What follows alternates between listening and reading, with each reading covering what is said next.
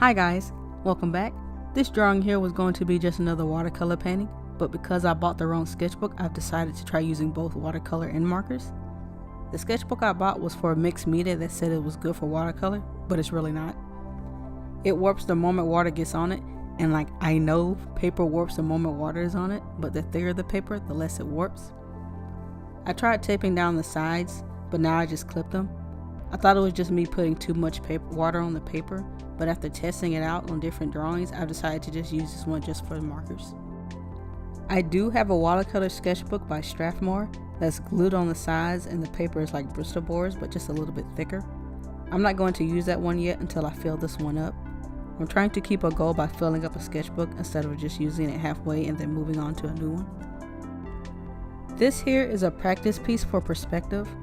I'm so used to just drawing my characters that I never took the time to draw the worlds and neighborhoods they interact in. This is good practice for getting my scale and proportions right. I was nervous at first because I thought the moment I rubbed the markers across the watercolor it would smudge it or rub it off, but it actually didn't. And now knowing this, I can mix both. So the colors I don't have in markers, I can make that color with watercolor. I wish I would have done this earlier, because now I didn't have to worry about buying the markers I didn't have. I could just make the colors with the watercolor and just add the shadows with my markers. I was just going to use this sketchbook just for practice, but it turned into one of my serious sketchbooks. Now each page has to have a fully illustrated piece on it that I want to color, or it would just fill out of place for me. The only downside about this sketchbook is that it's a tad too small and it doesn't hold watercolor.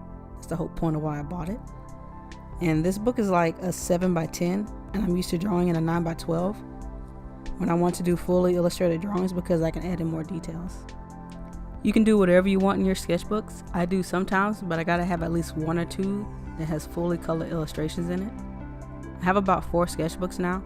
2 have full color illustrations, 1 has just figure studies and ink practice, and the last one is just my character's bio and studies in it. I think having multiple sketchbooks is great, just as long as you fill them out and not quit halfway through like I do sometimes. I rarely don't tear out pages. I only do that if I need scratch paper. This sketchbook here has rippable pages, which I hate, because after a while the page will come out on their own. So to fix this, I just tape the back of it.